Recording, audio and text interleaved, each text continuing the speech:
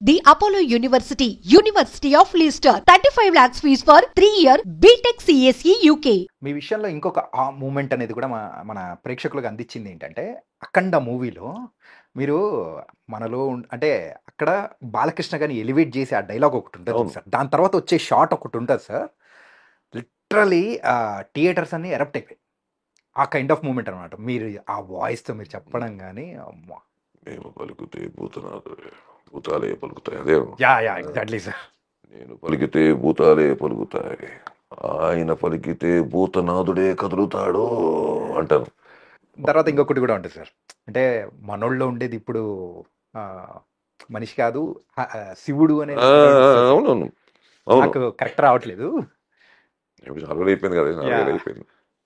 2 కూడా ఎలా ఉండబోతుంది సార్ అఖండ 2?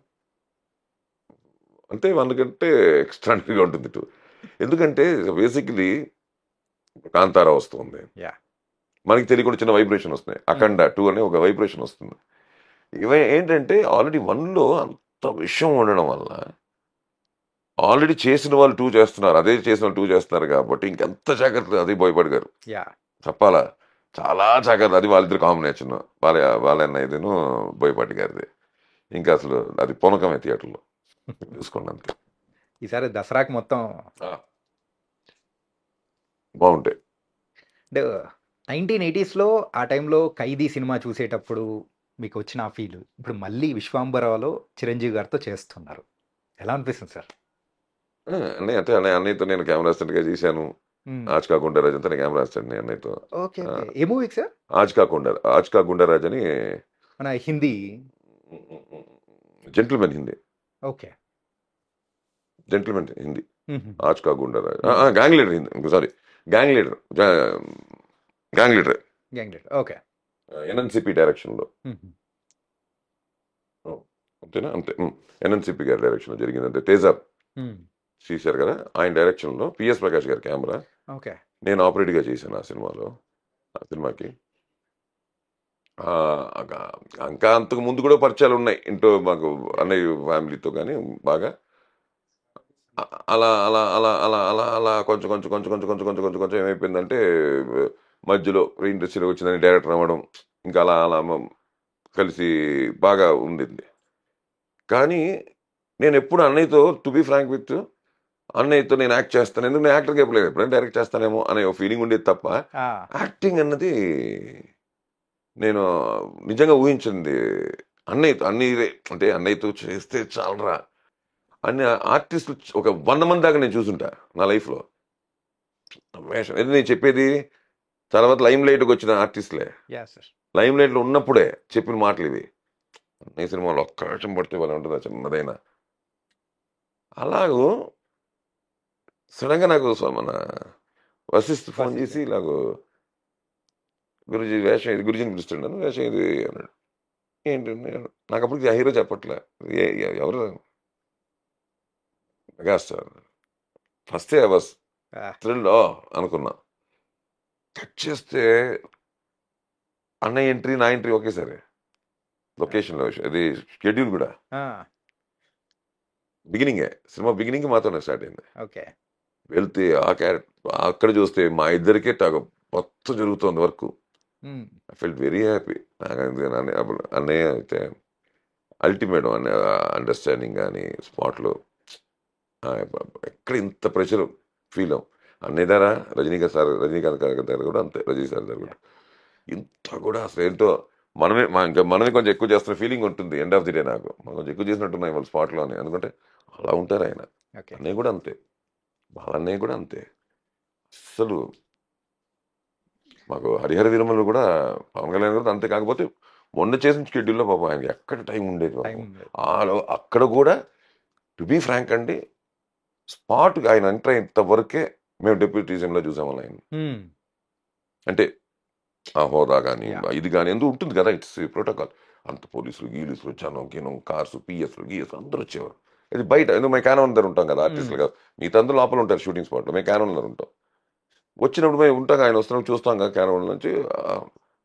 అదే ఆయన రెడీ అయిపోయి క్యారవన్ దూరంగా ఉంటుంది, వెళ్ళిపోయి క్యారవన్ రెడీ అయిపోయి వీళ్ళందరూ ఇట్టుంటారు పోలీసులు అందరూ, ఆయన కొంచెం క్యారవన్ అక్కడ వరకు వెళ్ళిపోయి అట్నుంచి ఆయన లోపలికి వచ్చేయచ్చు. ఆయన లోపలికి వచ్చినా మేము వెళ్ళిపోయేవాళ్ళం. వన్స్ పవన్ కళ్యాణ్ గారు ఎంటర్ అవ్వడము మేబీ మాకింత కూడా ఇప్పుడు ఈవెంట్లు జరుగుతాయి కదా, అస్సలు అలాంటివి ఏమీ లేదండి. ఓకే. నాట్ ఓన్లీ యాక్టర్స్, మా వరకు రారు, ఎందుకంటే మేము మేకప్లు గీపులు ఉండవు. చిన్న టెక్నీషియన్స్ కూడా ప్రాబ్లం లేదు. ఎవరికి వాళ్ళు హ్యాపీగా రిలాక్స్గా, లైక్ అంతకుముందు ఎలాగైనా హీరోగా వచ్చి చేసి వెళ్ళిపోయేవారు. నిజం చెప్పండి, అంతకంటే సింపుల్గా వచ్చేసి వెళ్ళిపోయారు. ఓకే. దానికంటే సింపుల్గా తీసుకెళ్ళిపోయారు ఇక్కడికి వచ్చి. అసలు లోపల అట్మాస్ఫియర్ వచ్చేది కాదు లోపలికి. ఇది గవర్నెన్స్ లేకపోతే ఏం అసలు లోపల నేను చూడలే. ఏది ఉంటే బాబు ఆయన చేసుకునేవారు కాదు. వెళ్ళి చిన్న టెంట్ ఉంటుంది, లోపలికి వెళ్ళిపోయి కూర్చొని వాళ్ళ పిఎస్లతో మాట్లాడారు. బయట వరకు వచ్చారు, బయటకు వస్తే మా అందరితో మాట్లాడేవారు, మా అందరితో సరదాగా ఉండేవారు. పెద్దవాళ్ళు అంటుంటారు చూడండి సార్, ఏదైనా సమస్యలు ఉంటే బయటే, అంటే ఇంటి బయటే పెట్టేసి ఇంట్లోకి రావాలి అనే కైండ్ ఆఫ్ లో. సో సినిమా అనేది లాగా. అవును, అంతే కదా. ఎందుకంటే ఇది సినిమా. ఇప్పుడు ఆయన కంఫర్ట్ గా ఉండాలి, మేము కంఫర్టబుల్ గా ఉండాలి. మేము కంఫర్టబుల్ గా ఉంచుకుంటూ ఆయన కంఫర్టబుల్ గా చేసుకోవాలి మేము. ఎందుకంటే టోటల్ గా అక్కడ ఇప్పుడు ఇంటర్వ్యూ మీరే నేనే. బట్ అక్కడ అలా కాదు కదా. నేను అబ్దుల్లా అయితే ఆయన Harrier వీరమల్లో. Makes lot of difference. అక్కడ పర్ఫామ్ చేయాలి, యాక్ట్ చేయాలి. అక్కడ ఇవన్నీ కనిపించకూడదు, వెనకాల ఉండే ఇవన్నీ కనిపించకూడదు. జనరల్ గా కనిపిస్తాయి మనకైతే. మన పాయింట్ ఆఫ్ వ్యూ ఆయన చూడంగానే ఒకటి ఇప్పుడు ఇది ఏమో మనకి మనిషి జనరల్ మనిషి అని కనిపిస్తుంది. బట్ ఆయన బిహేవియర్ లో దేని ఎక్కడ కనిపించదు. అలాగే ఈ బిహేవియర్ ఉండింది, చాలా బాగుంది. Hats off to him. And comfort అండి, very comfort working all this. నేను చెప్పి అందరు హీరోలతో ఇవాళ ఉండే కంఫర్ట్ జోన్స్ అయితే మాత్రం ప్రాబ్లం లేదు. అందరూ చిన్న పెద్ద అని కాదు, బట్ వాళ్ళైతే ఇంకా టూ మచ్. పెద్దవాళ్ళు అయితే మరి చిన్న వాళ్ళు కూడా చాలా క్లోజ్గా. ఎందుకంటే అందరు everybody knows me personally as a director, as a senior industry man. ఇంకోస్ అందరూ బాగానే ఉంటారు. అంటే మీరు ఇప్పుడు చేస్తున్న మూవీస్ అనేది కూడా అన్ని భారీ బడ్జెట్ మూవీస్. అందులో ఈ మంత్ లో రిలీజ్ అవుతున్న కూలీ మూవీ, అందులో కూడా క్యారెక్టర్ చేసినట్టున్నారా? సో ఎలా ఉండబోతుందన్నా లోకి గారి మ్యాజిక్? అంటే ఎలా చెప్పాలి అంటే, ఒక ఫుల్ ఫామ్ లో ఉండే ఒక అగ్రెసివ్ బ్యాట్స్మెన్ ఫామ్ లో ఉన్నప్పుడు ఎలా మన అందరి కళ్ళు ఉంటుందో ప్రస్తుతానికి యాజ్ ఇట్ ఈస్ లోకి గారి మీద, లోకేష్ కనగరాజు గారి మీద కూడా అందరూ మొత్తం ఇండియన్ ప్రపంచ సినిమా వ్యూవర్స్ అందరూ చూస్తున్నారు. ఎందుకంటే is also parallelly box office దద్దరిస్తూ వస్తున్నాడు ఒకవైపు ప్రతి film from his particular language and even pan. దీనికి వచ్చేసరికి ఇట్స్ యాజ్ శివ యాంకరింగ్ చేస్తూ చెప్పినట్టు మొన్న దీంట్లో ఆడియో లాంచ్లో పాన్ ఇండియా కనిపిస్తోంది అన్నాడు. ముందు రోజు చూస్తే స్టార్ట్స్ ఫ్రమ్ రజనీ సార్, పక్కనే నాగార్జున గారు కింగ్, దాని పక్కన శోభియన్ గారు కేరళ నుంచి, దాని పక్కన మా ఉపేంద్ర కర్ణాటక నుంచి, ఆ పక్కన మన అమీర్ ఖాన్ ఫ్రమ్ బాలీవుడ్. ఇలాగో if you see it's pan Indian film. Right, what he said was right. అంటే పాన్ ఇండియన్ ఫిల్మ్ అంటే పాన్ ఇండియా కనిపిస్తోంది అన్నాడు. అలాగూ ఇవాళ ఎక్కడికో వేరే, అంటే నేనేంటానంటే 28 స్టేట్స్ అంతేగా. మన ఎంతసేపు ముంబై, మనం నార్త్ అనేసరికి ముంబై ఒకటి లెక్కేసుకుంటూ ఉంటాం. కానీ ఆ బాలీవుడ్ యాక్టర్ వచ్చేసరికి నాకు తెలుసు 10 నుంచి 12, 13 స్టేట్లు ఓపెన్ అయ్యింది. బికాస్ ఆఫ్ ఆ లోకల్ ఫీల్, ఆ లోకల్ యాక్టర్. కరెక్టేనా? కరెక్టే. ఇప్పుడు మన తెలుగున్న ప్రపంచంలో ఉండే తెలుగు ఎన్ని చోట్ల వెళ్తుందో మన సినిమా, తమిళ వెళ్తుందో, హిందీ ఉంటే ఇంకా చాలా చోట్లకి వెళ్తుందిగా. సో కంట్రీస్ పెరుగుతాయి. కంట్రీస్లో ఆల్రెడీ ఒక తెలుగు అయితే ఒక థియేటర్ అయితే, ముంబై హిందీ అయితే 4 థియేటర్లు రిలీజ్ అవుతాయి ఆ కంట్రీలో. సో ఇలాగూ ఇట్స్ గెటింగ్ ఎక్స్పాండ్.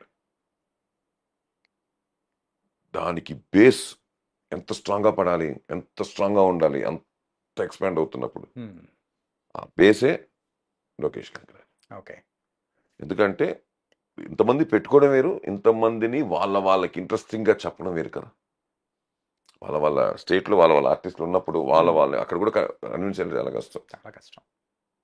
మా కంపారిజన్లు అన్నీ వస్తూ ఉంటాయి, జనరల్గా జరుగుతాయి. అవి అక్కడ హీరో, ఇక్కడ హీరో, లేకపోతే అక్కడ ఇంకో చేసినప్పుడు ఇలాంటివి వస్తాయి. ఇక్కడ చూస్తే అందరూ ఆల్మోస్ట్ వాళ్ళు పెద్ద రేంజ్ హీరోలే. ఉపేంద్ర గారు పెద్ద హీరో అక్కడ. శోభిన్ ఆల్సో బిగ్ ఆయన వేషాలు, ఆయన హీరో, ఆయన వచ్చేసిన ఆఫ్టర్ బాయ్స్.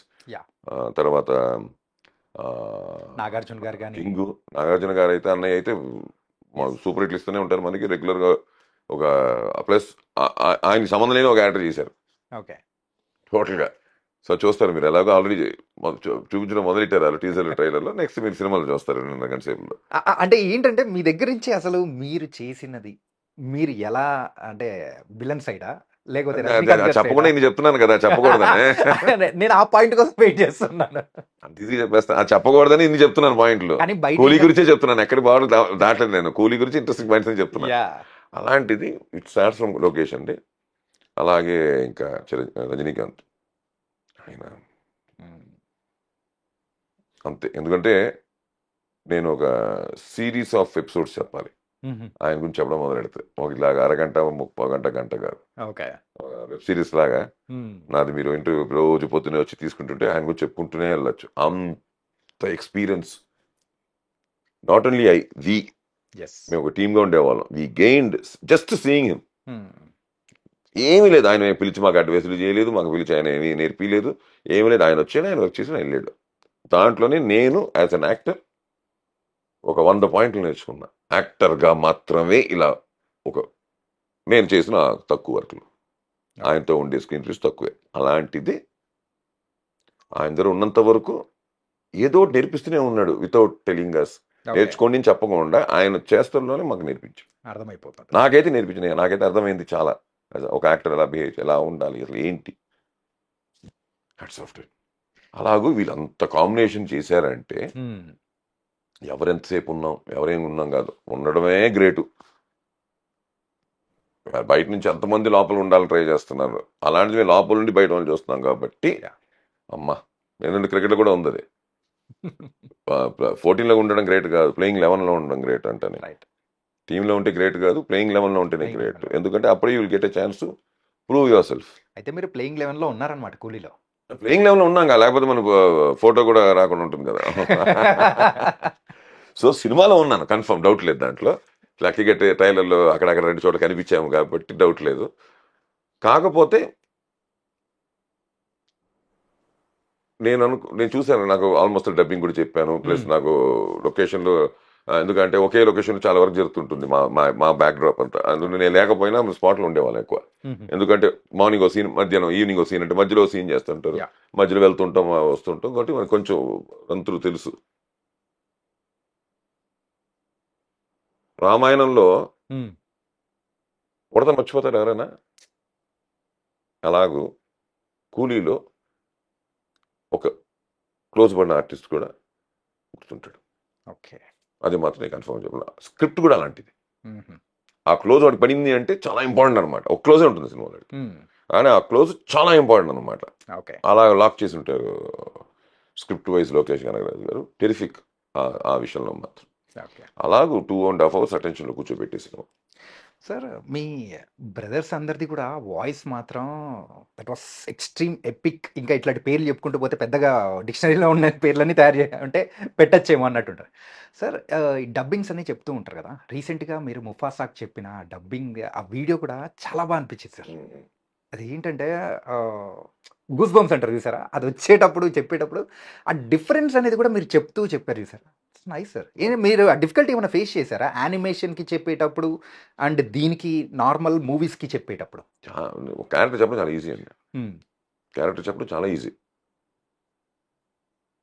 నేనేంటంటే ఇప్పుడు యానిమల్స్, ఇప్పుడు నేను జనరల్ లైన్కి చెప్పుంటాను, వైట్ లైన్కి, కిరోస్కి. ఇప్పుడు మనిషి అనుకోండి, ఇక్కడ match because it's human voice. Words voice అన్నది హ్యూమన్దే కదా.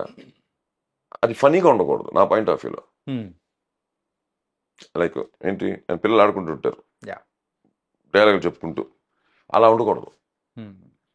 నిజంగా నువ్వు లైన్ మాట్లాడుతున్నా